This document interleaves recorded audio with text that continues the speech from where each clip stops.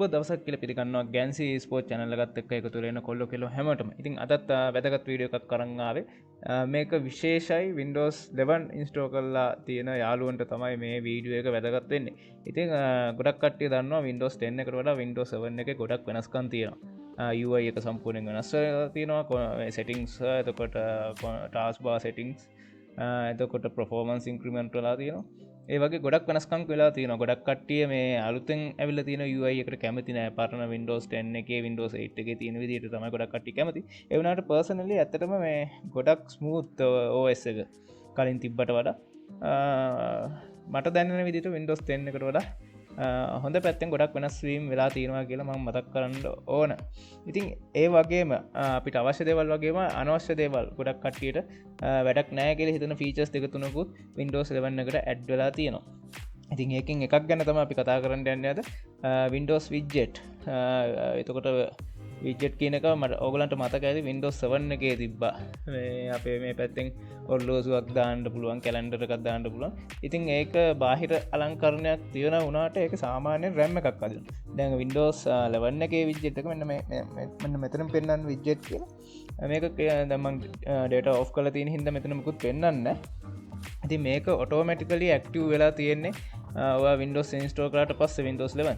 ඉතින් මේක ඔයා data on කරලා තියෙන වෙලාවට ඔයාගේ data යම් තාක් දුරකට කැපෙනවා. මේකේ news feed එක එහෙම update වෙන්න මේකේ තියෙන live widget නිරන්තරයෙන් update වෙනවා. උදාහරණයක් විදිහට ගත්තොත් weather application එක එතකොට ඔයා news මොකක් හරි දාලා තියෙනවා නම් news update ඒකත් විනාඩි ගානකින් ගානකට අප්ඩේට් වෙනවා. එතකොට ඔයා දන්නේම නැතුව ඔයා කරන වැඩවලට අමතරව data on එකේ තියෙනවනම් data මේකට යනවා. ඊටත් වඩා විශේෂයෙන්ම මතක් කරන්න ඕන දෙයක් තමයි අපේ RAM memory සාමාන්‍ය මෙගාබයිට් 100ක් 120ක් අතර ගානක් Windows widget වලට ඇදිලා යනවා. ඉතින් ඒක සාමාන්‍ය ලොකු අගයක් සැලකිය යුතු අගයක් තමයි මෙගාබයිට් 120ක් 100ක් අතර ගානක් මේ ෆීචර් එකට යනවා කියලා කියන්නේ. ඇත්තටම මේක මට හිතන විදිහට මට ඇත්තටම මේකෙන් වැඩක් නැහැ.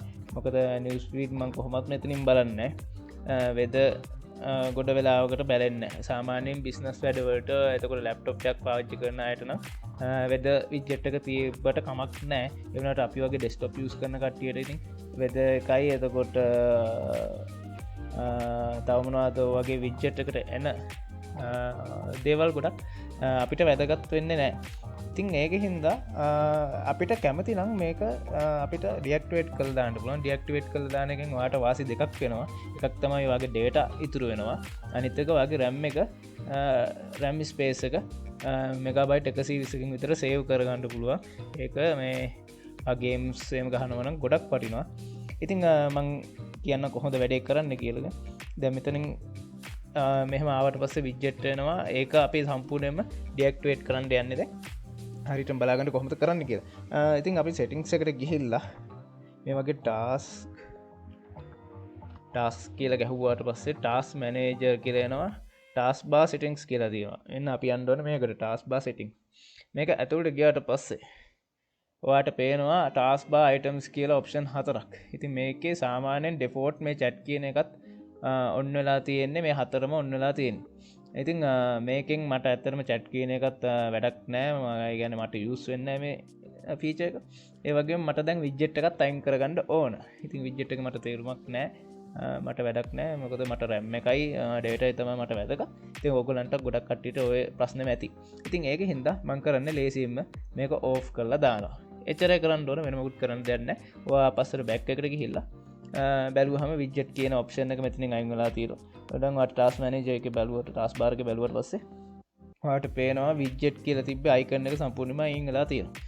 දැන් ඒකින්ද මේ පැත්තෙන් widget එක වැඩ කරන්නේ නැහැ. එතකොට ඔයා task manager ගිහිල්ලා process එකේ බැලුවත් ඔයාට බලා ගන්න නැහැ widget කියලා process එකක් run වෙනවා. ඉතින් මේක මෙච්චරයි කරන්න තියෙන පොඩි fix එකක් තියෙන්නේ.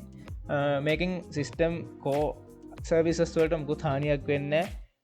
එතකොට සිස්ටම් එකට ඩැමේජ්ජක් වෙන්න එක හින්ද බය නැතුව මේක ඩිඇක්ටිවේට් කරන්න. ඊට අමතරව ඔයාට ටාස්ක් බාර් එකේ සර්ච් බාර් එක ටාස්ක් වීව් එක ඔය තියෙන ෆීචර්ස් ටික ඒ ටිකත් අයින් කරගන්න ඕන. මේ ටාස්ක් වීව් එකෙන් වෙන්නේ තව ඔයාට තව ඩෙස්ක්ටොප් එකක් ඔන් කරගන්න පුළුවන්. ඒ කියන්නේ එක ඩෙස්ක්ටොප් එකක ඔයා YouTube එහෙම බලලා ඒ වගේ මීඩියා වැඩ කරන්න පුළුවන්. අනිත් ඩෙස්ක්ටොප් එකේ ඔයාට මොකක් කර ප්‍රොජෙක්ට් එකක වැඩ වගේත් කරන්න පුළුවන්. ඉතින් ඒ දෙකම එකට කරද්දී කලවම් වෙනවා වගේ හිතනවා නම් ඔයාට ඒක නිකන් අවුල් වගේ න.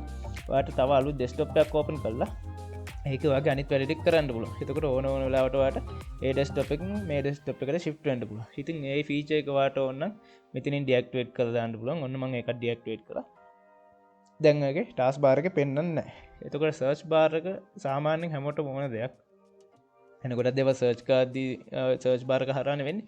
ඒකින්ද මේක මම ඩිඇක්ටිවේට් කරන්නේ මේ ෆීචර්ස් තුනම මට වැඩක් නැති හින්දා මම මේ තුනම අයින් කරා. මේ ෆීචර්ස් ටික එන්නේ ටච් පෑඩ් එකක් කවුරු හරි මොකද්ද ටැබ්ලට් එකක් ඒ වගේ යූස් කරනවා නම් ගොඩක් තියෙනවා ටච් පැනල් එකත් එක්ක එන මොනිටර් දැන් තියෙනවා.